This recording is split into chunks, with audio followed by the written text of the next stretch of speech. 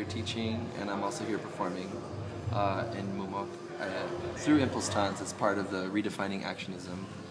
My understanding is that this year ImPulsTanz lost a certain amount of funding to bring international artists to perform. This is sort of the story that's out there.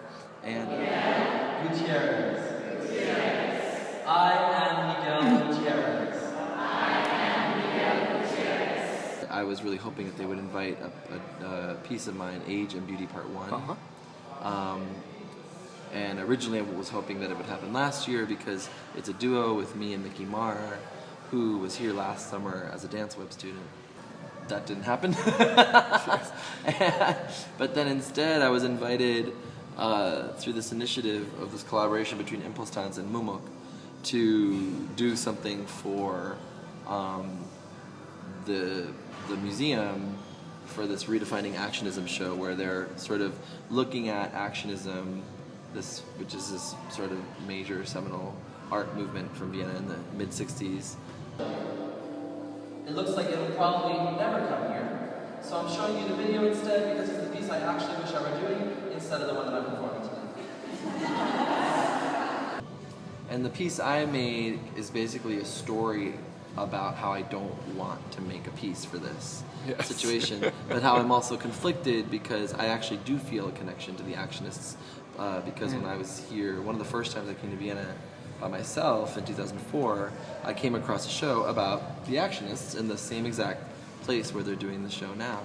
And that actually had a big sort of, it did have a big impact on my work, or just on my thinking about performance and dance. And so the piece ends up being, I think, a bit of this kind of, both this conversational sort of critique of the festival, you know, because I think there's a problem when you have work that you're making or that you've made, and that's the work that you're trying to sort of essentially sell. But then this other invitation comes, which then in essence sort of interrupts the ability to, you know, the ability for me to keep working on the things that I'm actually already working on. And, you know, it's my own sort of problem that I said yes to the invitation. Yes. Because I could have said no. Yeah. We can pay you €1,000. We can pay you €1,000. I mean, I definitely wasn't setting out to make an institutional critique, but as the kind of pragmatics of the context unfolded, it became impossible to think that there could be any other response to the invitation other than to talk about the difficult and problematic architecture of the invitation. But I have noticed that I just feel like my own sense of replenishing my life independent of these very specialized contexts has become really challenging because it just takes over you know, my life. Even like the notion that I would come to Vienna and just teach, I'd be like, okay, fine, then I won't come and I perform my show, I'll just do this thing. But then I was invited to do this show, and suddenly I'm in this, like, you know, I'm working on it still. I've already done it twice. I'm still rehearsing and working on it, and you know, this sense of this kind of sacrifice, you know, that is such a, at least for me, a component of art making. I mean, in general, I think part of the research that I'm doing, or research isn't even the right word, part of what inspired me to make Age and Beauty, this other set of pieces that I'm making, is that there's this kind of sense for me of like, I don't actually know how to continue the way I've been continuing in a way that will keep me sane in any way.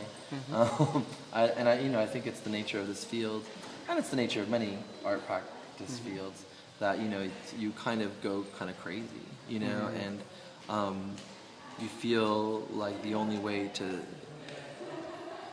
sort of stay afloat is to just produce and produce and produce. And, you know, in this field, part of that also means that you travel all the time and you're never home. I mean, I'm gone 50% of the year at least. I'm away from home.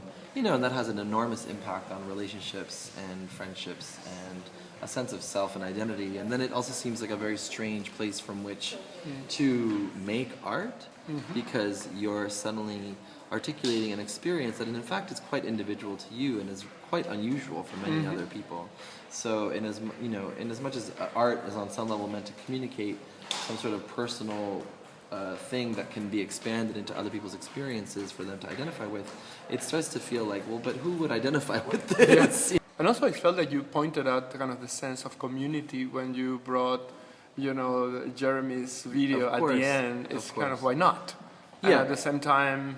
Well, I think that the thing that's challenging now is, at least for me, is that there's a kind of extraordinary relationship to this notion of careerism and the way in which we're really, and maybe that was true before as well, but the romance that I can have of these artists living in Vienna in the 60s is that they didn't necessarily have those concerns in relationship to sustainability or even these kinds of ideas of professionalization of careers. I don't know, that maybe they did, but I think it's often the romance that we have, or this kind of mythology that we construct of the past, is that other people didn't have to worry about that the way that we do now. And now I feel like it's almost impossible to distinguish between what you want to do and what you're supposed to do and the context that you're doing them in.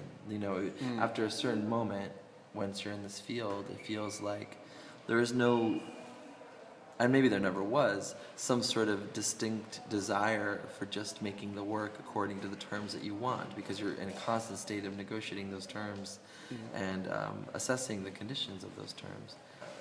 It's tricky because I'm lucky that I have spread myself and my practice into different directions, all of which are things that I like to do. I mean, I like teaching. I'm good at it. I've been doing it since I was very young. I feel comfortable in that situation. But it does, you do again start to feel like this kind of, if you're only ever discovering your practice in relationship to the activities that you're already doing, there is no sense of space for another possibility. Like if I'm only discovering my practice in relationship to teaching that I'm already asked to do, I have no sense of what my practice would be independent of that, or independent of an economy that forces me, or it's the way that I can survive is to engage with this economy. So it's like it starts to kind of be this chicken or egg feeling of like, well, is my practice what I'm teaching, or am I teaching and making it up as I go? And of course, I'm a big believer in like, make it up as you go, like, or discover it as you're working. That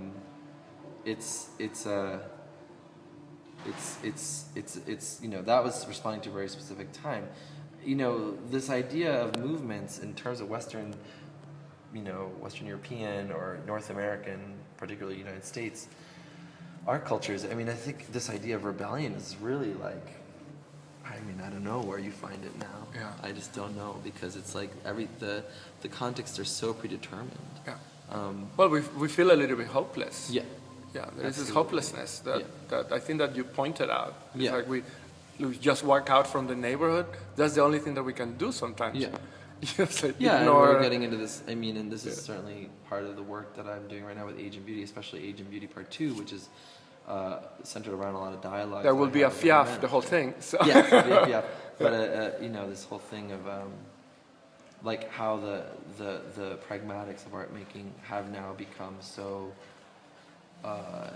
tied to the art making itself, and that it's almost like, for me, like the idea that there's a distinction between them feels kind of like almost impossible. Yeah.